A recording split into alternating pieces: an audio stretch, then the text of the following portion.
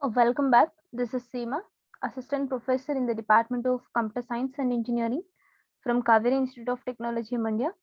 Today, in this session, I'm going to start with the last chapter with respect to our module 2, that is chapter 3, which includes the concepts from digital to analog conversion. So, till now, we are learned with analog to digital conversion. So, right now, in this session, I'm going to explain you about digital to analog conversion. So, let's start with this session. The very first terminology what we need to know is what is analog transmission. Why do we need it? So, analog transmission is a transmission method which is used for conveying the information. So this information will be of a form, either it will be in the form of voice, or the information is in the form of data, or it might be in the form of image, signal, or even in the form of video. So analog transmission is a transmission method which is used to conveying any information by using a continuous signals.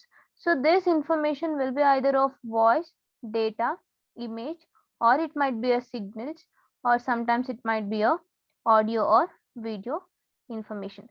So these information are conveying by using a continuous signals which varies in amplitude, phase, or some other properties like frequencies which are proportion to this information.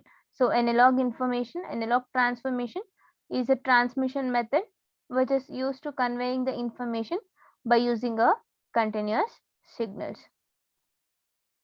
So let's start with the digital to analog conversion. So as I said, digital to analog, unlike analog to digital conversion, this digital to analog conversion is also a process of changing one of the characteristics of analog signals based on the information in the digital data. So here also we have two different things. One is a sender as well as a receiver. So whatever the digital data is sent by the sender, by using a modulator, it will going to modulate the entire signals. The sender will going to modulate the digital data which is given as an input. Then this modulator will turn the digital data into an analog signals. Then again these analog signals will be transmitted through a certain link to a receiver. Then at a receiver, the receiver will receive an analog signals. So by using a demodulator, again the analog signal is converted back into a digital data. So this is how the digital to analog conversion will taken up. So digital to analog conversion is one of the major process of changing one of the characteristics of an analog signals based on the information of digital data, or based on the information which are present in the digital data. So a sine wave is defined by three characteristics. So there are three predominant characteristics which is perfectly defined by a sine wave, and those three characteristics are amplitude, frequency, as well as a phase. So these three are the major categories which are characteristics or categories which are defined by a sine wave. So when we change any one of the characteristics, we can create a different versions of a wave. So if I change an amplitude of a particular signal, then I create one type of a signal, one type of a wave, or one type of a signals. Or if I change a frequency from one level to another level, then also I'll get a one type of a wave. So like this, by changing any one of these characteristics, by changing any one of these three, we can get n numbers of different versions of a particular wave. So by changing one characteristics of this simple electric signals, we can use it to represent digital data. So by changing one characteristics of any of these three things, we can get multiple waves. So we can easily represent it in terms of digital data. So this is the representation of digital to analog conversion, where the sender will sense the digital data. With the help of modulator, it will convert the digital data into an analog signal. So the analog signal is transmitted to a receiver by using a transmission link or a transmission path or a communication channel to a receiver. Then the receiver will receive an analog signals. So by using a demodulator, the receiver will again convert back the analog signals to a digital data. So let's move on to discuss more with respect to digital and analog signals. So there are three mechanisms for modulating the digital data into an analog signals, or there are three different mechanisms with respect to a digital to analog conversions, and they are amplitude shift keying, frequency shift keying, and phase shift keying. So we get to know that from the first slide itself, we get to know that there are three main characteristics, right? There are three main characteristics, and those three are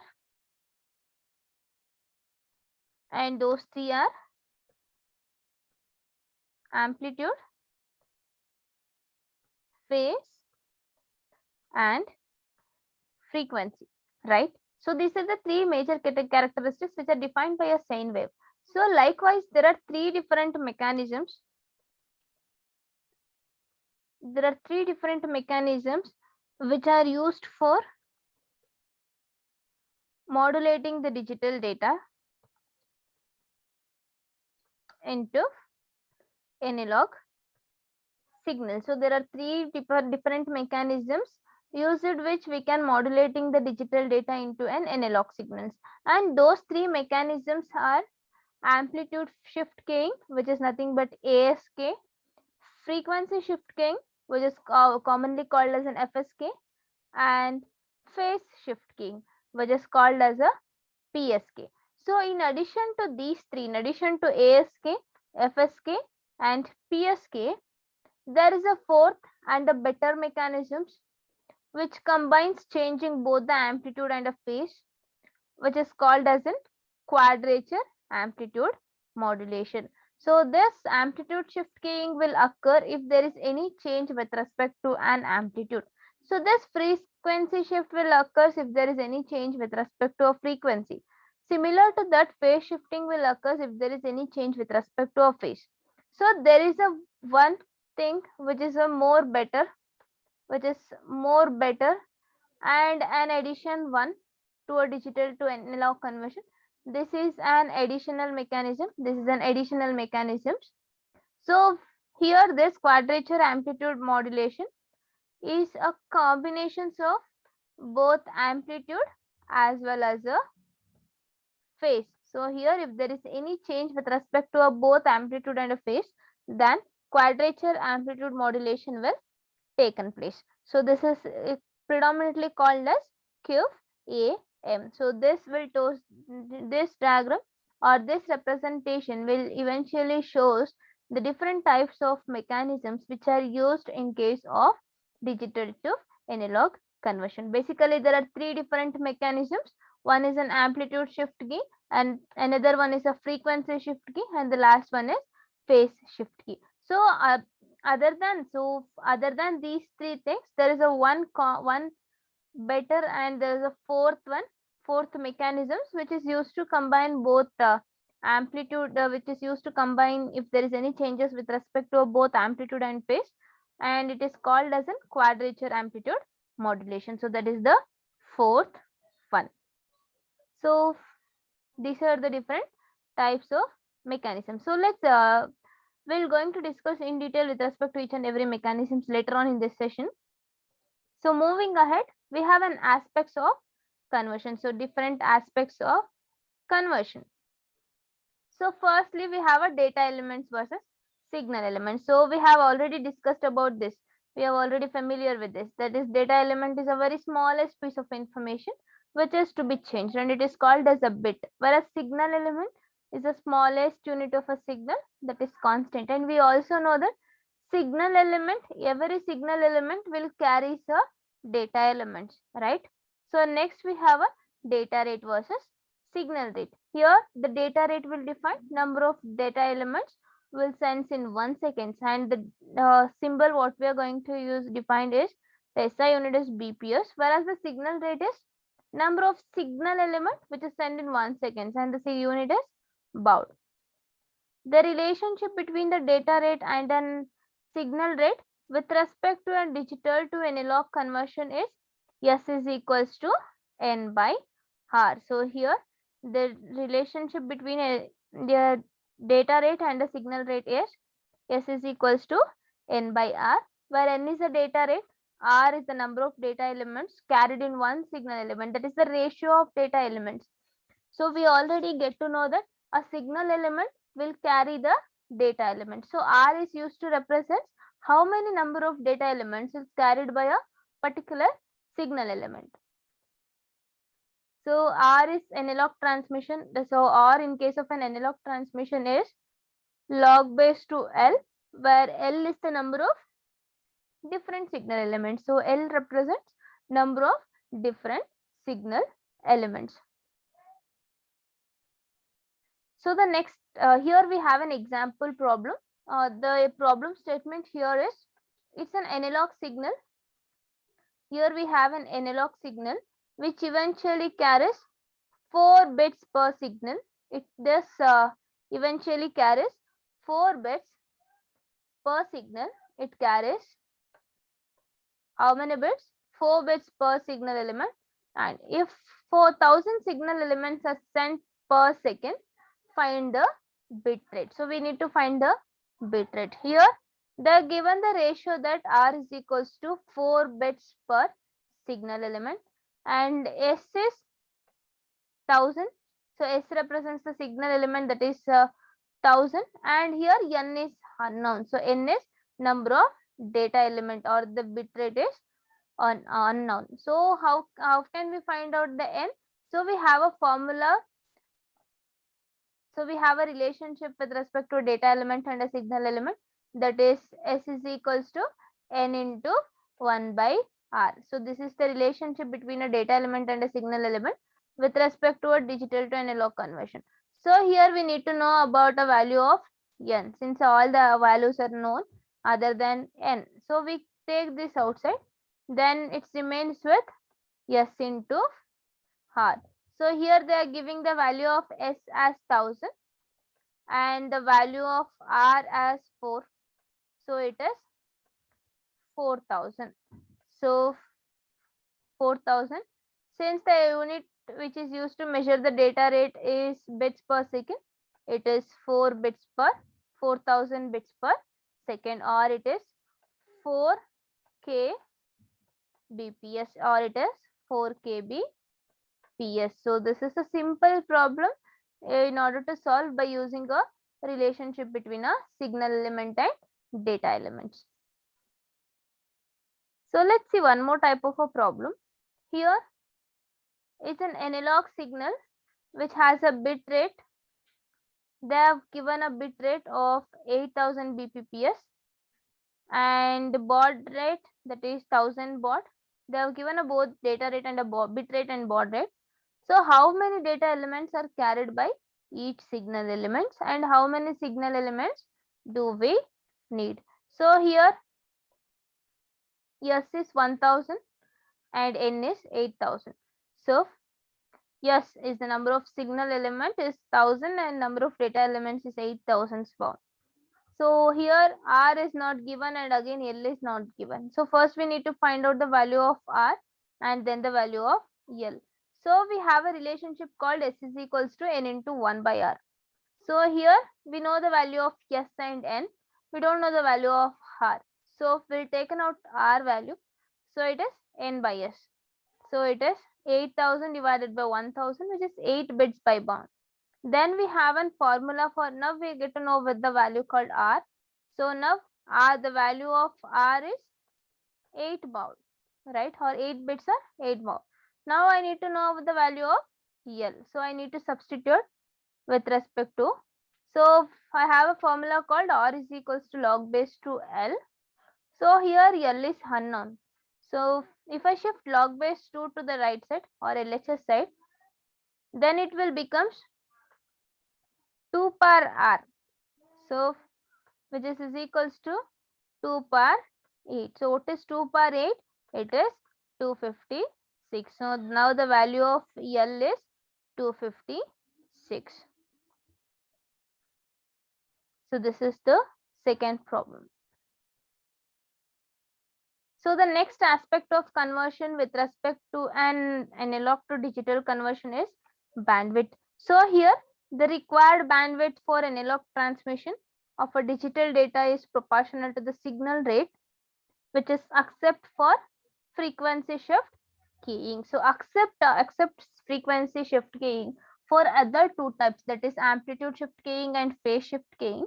The bandwidth for an analog transmission of digital data is always proportional to the bandwidth of a signal rate. So is always proportional to the bandwidth of a signal rate. So in which the difference between the carrier signals need to be added. So we need to add up what are the different between the carrier signals. Next, what do you mean by a carrier signal then? So in analog transmission, the sending devices will produce a very high speed signals. So this high frequency signal will act as a base. So this acts as a base for the information signals. So this base signal is called as a carrier signal. So carrier signals are those which is having a high frequency signal. So carrier signals are those which is having high frequency signals, and these are also called as a base signal. So carrier signals are the signals which produces a high frequency signals, and they are also acts as a base signals. So the receiving device is tuned to the frequency of carrier signals that it accepts from the senders. So the receiver is also capable to receive the highest frequency signals. So the digital information then changes the carrier signals by modifying one or more its characteristics. So we know that the characteristics of any sine wave with respect to an analog to digital data are three different characteristics, that is its amplitude, phase, and frequencies. So by modifying any of these characteristics, the digital information will changes the carrier signals. So this kind of modification is called as a modulation. So modifying any of these characteristics and then changes the carrier signals is known as a modulation. So this modulation is also called as a shift keying. So with respect to a shift keying, we have a three different type. So here they talked about a shifting or shift keying. So with respect to a shift keying, so they talked about a shift keying. So this modulation is also called as shift keying. So this shift keying can be of three different types, and they are amplitude shift keying, I'll write it as an SK. So there is amplitude shift keying, and the next one is phase shift keying and frequency shift keying. So these are the three different types of shift keying. So let's discuss with each and everything in detail. So let's first start with amplitude shift keying. So what actually an amplitude shift keying? What are the different types of amplitude shift keying we have? And all we'll discuss with further slides. First we have an amplitude shift keying. So in amplitude shift keying, the amplitude of carrier signals is varied in order to create a signal element. So the carrier signals will changes with respect to the amplitude.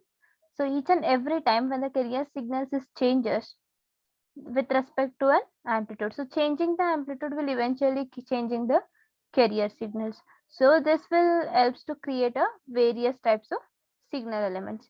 So here both and frequencies and phase remains constant while the amplitude when only changes. So here the term itself says that amplitude shift keying. Since the name itself saying that it is an amplitude shift keying, apart from three characteristics, no, we have a three different characteristics like amplitude, phase, and frequency.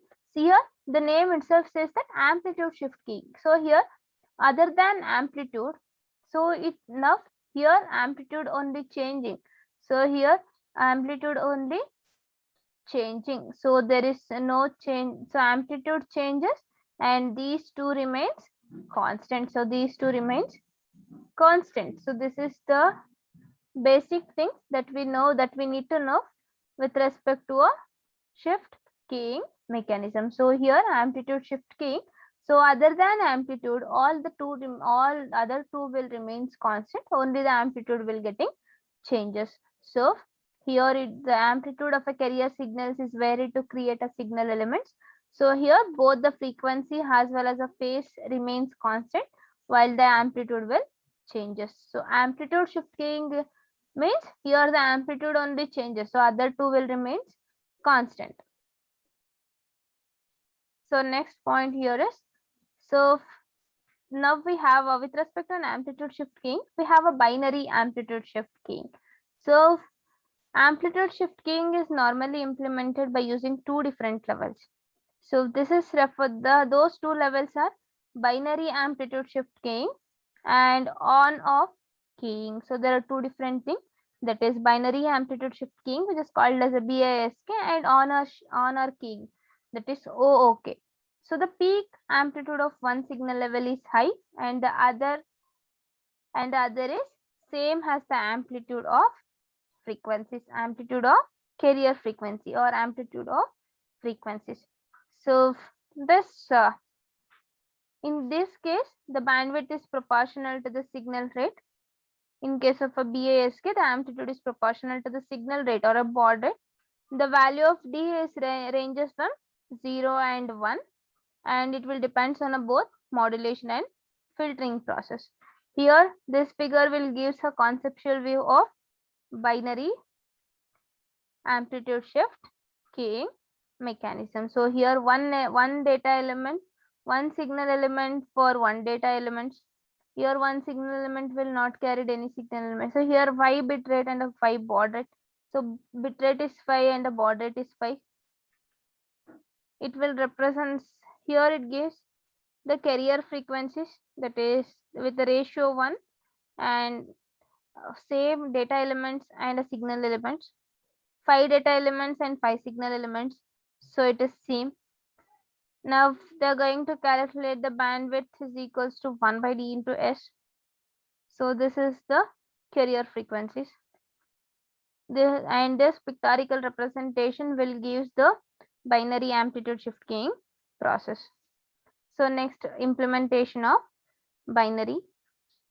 So if digital data are present as a unipolar, non-return to zero digital signals with a very high voltage of 1 volt and low voltage of 0 volt, then the implementation can be achieved by multiplying the non-return to zero digital signal by the carrier signals from an oscillator. So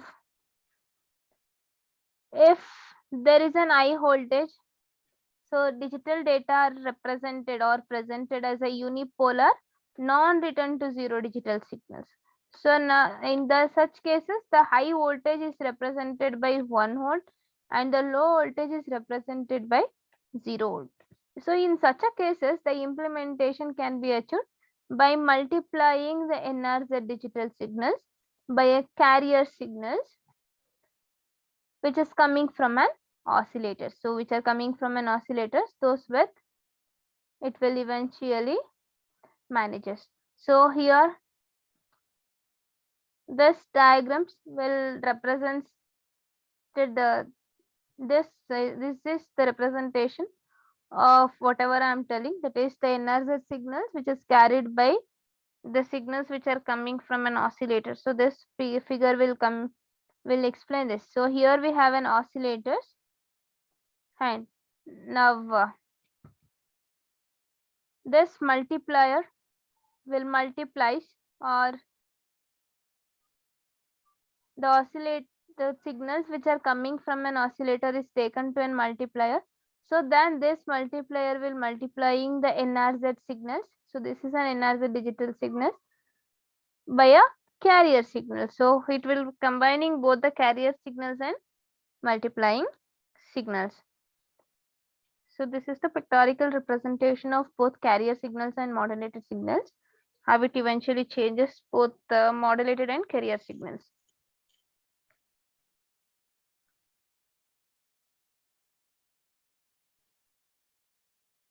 So when the amplitude of NRZ signal NRZ is 1, the amplitude of a carrier frequency is held. When it is 0, the amplitude of a carrier signal is 0. So when it is 1, the amplitude of carrier signal is held. When it is 0, it is 0.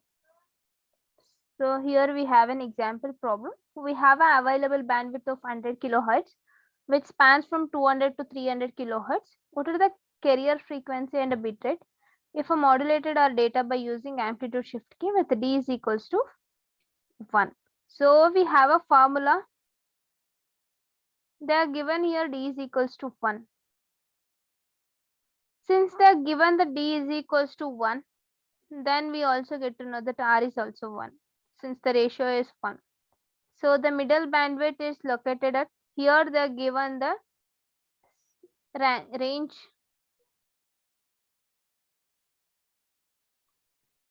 range of a particular bandwidth. So here the middle bandwidth is 250. So the mean or the middle is 250. So I taken the middle as 250 kilohertz. So this means our carrier frequency can be, so the carrier frequency becomes 250 kilohertz. So then we have a formula for bandwidth in order to find a bit rate. So that is 1 plus d into s. So here 1 plus d is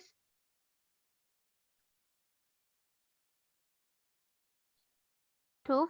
Said that is 2 is 1. So yes, I replace this s as n into 1 by r. So n into 1 by r. So now r is also 1. So 1 by 1 is 1 itself. So n into 1. So here I'm going to change. So here d is 1 again. So 1 plus 1 into s, right? So it will become 2 into s. So from the previous formulas, we get to know the s is equals to, so I can replace this s as n into 1 by r. So from the problem statement itself, they are given d is equals to 1 and the ratio r is 1. So it will becomes 2 into n into 1 by 1. So we know that 1 by 1 is 1. So n into 1 is n. Now it will become 2 into n. And in the problem statement, they are giving that it is 100 kilohertz. So the available bandwidth is 100 kilohertz. So n is 100. So 2 into 100 kilo. So 2 into, so they are giving the total as, so here I need to find out the value of n and they are given the bandwidth. So here it's a problem formula called B, right? So here they are giving, now we have a B is equals to 2 into n. They are given the B value as 100. So 100 is equals to 2n. So if I take n as outside, then it will becomes n is equals to 100 divided by 2. So it will becomes 50 kbps. Now the value of n is 50 kbps. So this is a simple problem which we need to solve and they might be asked you for 4 marks. So next is frequency shift keying. So what is the frequency shift keying is? In case of a frequency shift keying, the frequency of a carrier signals is varied with respect to a data. So varied in order to represent the data. So this carrier signals is changes in order to represent the different data. The frequency of modulated signals is constant for the duration of one signal element, but changes for the next signal element.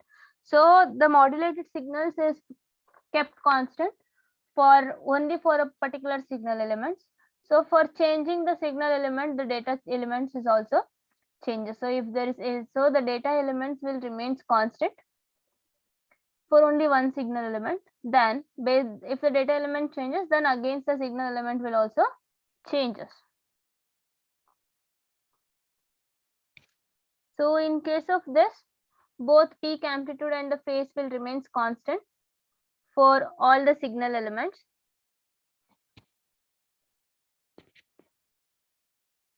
So in this case, we have a binary frequency shift keying. So one way to think about the binary frequency shift keying is to consider two carrier frequencies. That is, I'm going to consider here two frequencies as F1 and F2. So in order to think about a binary shift keying, binary frequency shift keying, we consider two different frequencies, that is F1 and F2. So in these two frequencies, the first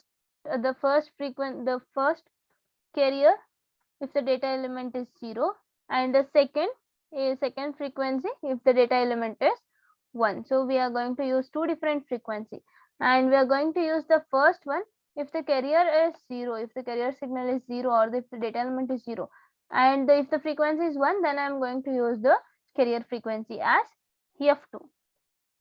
So let's see a pictorial representation of this binary frequency shift keying. So here I have, so in this figure we have selected two carrier frequencies, that is F1 as well as a F2. So that is 2 into delta F. So we also know that S is 1 into 1 plus D. S into 1 plus D will gives my B. So along with this, I need to add the span of this F1 and F2. So that is 2 into delta F. So this is the formula to calculate the B, that is any particular elements. So B is equals to 1 plus D into S plus 2 delta F. So in the above figure, the middle one is F1. So here it will show a F1 and this is my F2. Both F1 and F2 are delta F apart from midpoint between the two bands. So apart from the midpoint from these two, the two difference, this 2 delta F will gives the difference between two different frequencies. So this will give the difference between two frequencies. So let's see with the implementation of these things, implementation of BFSK. So before going to know about the implementation of BFSK, we have a problem statement here. That is, we have an available bandwidth which is of 100 kilohertz, which spans from 200 to 300 kilohertz. What is the carrier frequency? So here, same problem what we have solved by using a ASK. So here they are going to ask you using FSK. So the midpoint here is again 250. So we need to choose 2 delta F to be 50 kilohertz. So this means here we have a problem formula called B is equals to 1 plus D into S plus 2 delta F, which is equals to 100. So 2S, so S 2S is equals to 50. So on solving, N is equals to 25 kbps. So this is very similar to the amplitude shift keying. Try to solve this. Try to find the solutions for this.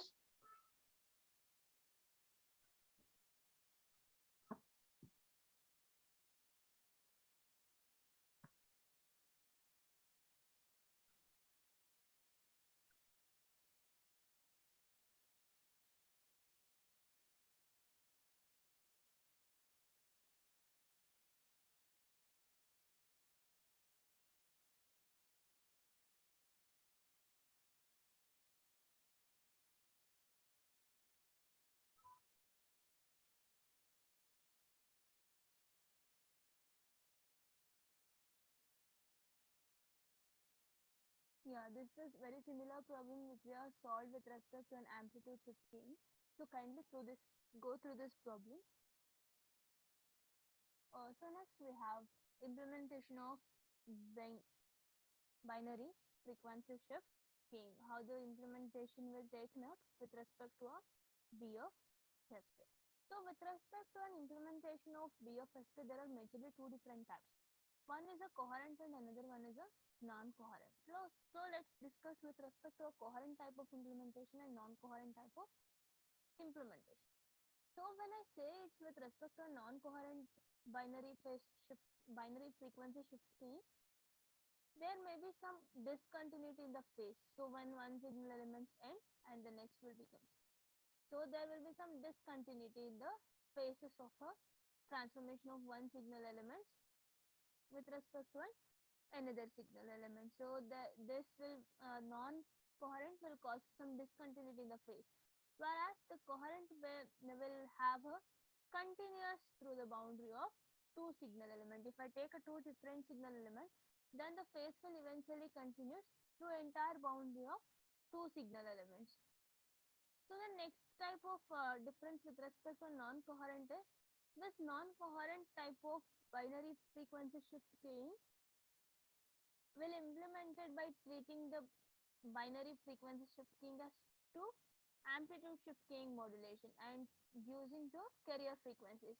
So here they are going to treat two different amplitude shift keying modulation and two carrier frequencies. Whereas in case of a coherent, they'll use only one voltage control oscillator which changes the frequency according to the input voltage. So they won't go with any of the amplitude shift keying or any phase shift keying. They just go into use by only one voltage control oscillators. So the input to this oscillator is an unipolar non-return to zero signal. When the amplitude of non-return to zero is zero, the oscillator keeps its regular frequency. When the amplitude is positive, the frequency will eventually increase. So when it is says that the amplitude is zero with respect to non-return to zero, then the oscillator will keep its regular frequencies. So other than zero, if there is any positive, then the frequency will eventually increase. So this is a pictorial representation of implementation. So here they are going to use the coherent type of implementation will going to use a voltage control oscillators in order to convert a signals. So in order to convert the signal, they are going to use this type of oscillators. So we have a formula for multi-level frequency shift keying. So we have one more type called as multi-level frequency shift keying. So for this, the formula is B is equals to 1 plus D into S plus 2 delta F. So if there is any difference between the two frequency, then we are going to use 2 delta F. Then the required bandwidth is measured by using this formula. So let's see with some other types of shifting or shift keying. So next we have phase shift keying. So when I say it's a phase shift keying, it is also one of the major characteristics of analog to digital conversion with respect to wave. So in phase shift keying, the phase of a carrier is varied to represent two or more signal elements. So here both the peak amplitude as well as the frequency will remains constant and the phase will change. So as the name itself suggests, phase shift keying. So here the only change with respect to a phase. So other two, that is the amplitude and the frequency, will remain constant. So nowadays PSK is more common when compared with ASK and FSK. So we have a binary type of phase shift keying. So the simplest PSK is the binary phase shift keying, in which we have only two signal elements, one with phase 0 and another one with phase 180 degree. So binary phase shift keying is simple as binary amplitude shift keying with one big advantage, that is it is very less susceptible to noise. Whereas in ASK, the criterion for bit detection is the amplitude of a signal. But in case of a PSK, it is in the phase. So the noise can change the amplitude easier than it can change the phase. So in other words, the PSK, that is the phase shift keying, is very less susceptible to the noise than amplitude shift keying. So PSK is also superior to FSK because we don't need any two carrier signals. Here there is a scenario, or this picture will give a conceptual view of PSK. So here this will give a conceptual view of binary phase shift keying. So the implementation is as simple as that of an ASK. The implementation is also as simple as that of an ASK. The reason is that the signal element is phased with 180 degree can seen as a complement of signal element with 0. So here also they are going to use an oscillator for multiplier. So the polar inertia is multiplied by a carrier frequency. Then if there is any positive voltage, then it will be indicated by 1 bit. And if there is any negative voltage, then it will eventually indicate by 0 bit. So then the positive voltage will eventually start from 0 degree, whereas the negative voltage will eventually start from 180. So next we have a additional, that is a combination of both amplitude and phase, which is called as a quadrature phase shift keying or quadrature amplitude modulation, that is QAM. So this is also called as QAM. So this is also called as QAM, that is quadrature amplitude modulation. So PSK is very limited. So here it allows designer to use 2 bit at a time in each and every signal element. So it also decreases the baud rate and eventually the bandwidth. It uses two different binary phase shift keying modulation. One is in phase and another one is quadrature. That is, quadrature is nothing but one is with respect to out of phase.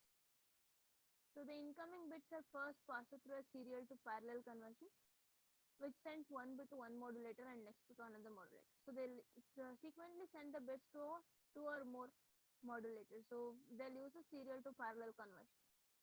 Then the two modulation signals are created by each multiplier and with same frequencies, which are obtained by using the same waves but with different phases. When they are added, the result is another sine wave. So when different phases with same frequencies, then the result will give us sine waves of different frequencies. So this is the QPSK and its implementation.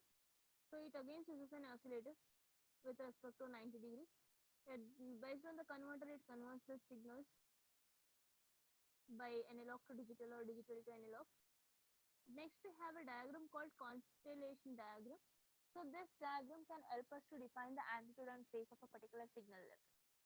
So basically in terms of or predominantly when we are using two different carriers, that is one with respect to a phase and another one with respect to a quadrature. So well, constellation diagrams are very much useful in order to define a quadrature amplitude modulation. So in case of a quadrature amplitude modification, we know that it's a combination of both amplitude and phase. So by using this constellation diagram, it helps to define both amplitude and a phase of a particular signal element. By using two carriers, that is one in phase and another one is quadrature. Here in this diagram, observe here the dots will eventually represent the signal elements. Here it will represent the signal elements, and the bits are combinations of the bit or combinations of bits can carry is often written next to it. So here it is written the length, its carry with amplitude, and it's a phase, and it's amplitude of one component, and it's amplitude of Q components. So the diagram has two different axes, the x-axis and y-axis. The horizontal x-axis is related to the in-phase carrier, and an horizontal y-axis is related to the quadrature carrier. So this is with respect to a quadrature carrier, and this is with respect to a phase carrier. So constellation diagram is used to help out the amplitude and phase of a particular signal element. So for each point of a diagram, there are four pieces of information which can be deduced. That is, the projection on x-axis will defines the peak amplitude in the in-phase component. It defines the peak amplitude. Next, the projection on y-axis will define the peak, amplitude and quadrature component. So, projection on x-axis will eventually give the peak amplitude in phase, whereas the projection of y will give the quadrature component. Next, the length of a line, that is a vector that connects the points to the origin, is the peak amplitude of a signal element. So this peak amplitude is a combination of both x and y components. Then the angle of a line makes with the x-axis is a phase of signal element. So all the information we can need can be found on constellation diagram. So by using the constellation diagram, we can get all the information about the particular amplitude and phase shifts. So here the first one is binary amplitude shift keying. So for this, we are going to use oscillator on-off keying. So for a amplitude shift keying, we are using only an in-phase carrier. Therefore, two different points should be on x-axis. The here in phase, so it is in. So two different points should be in the same axis. So it should be in the x-axis. So binary 0 as an amplitude of 0 voltage, binary 1 as an amplitude of 1 volt. So the points are located at the origin of 1 unit. So whatever the points we are going to locate in case of a binary amplitude shift keying, it will locate it at an origin of 1 unit. So this is a constellation diagram with respect to a BASK. So here this is a constellation diagram with respect to BPSK, that is binary phase shift keying. So it will also use in phase carrier. However, here we are going to use polar non-return to zero.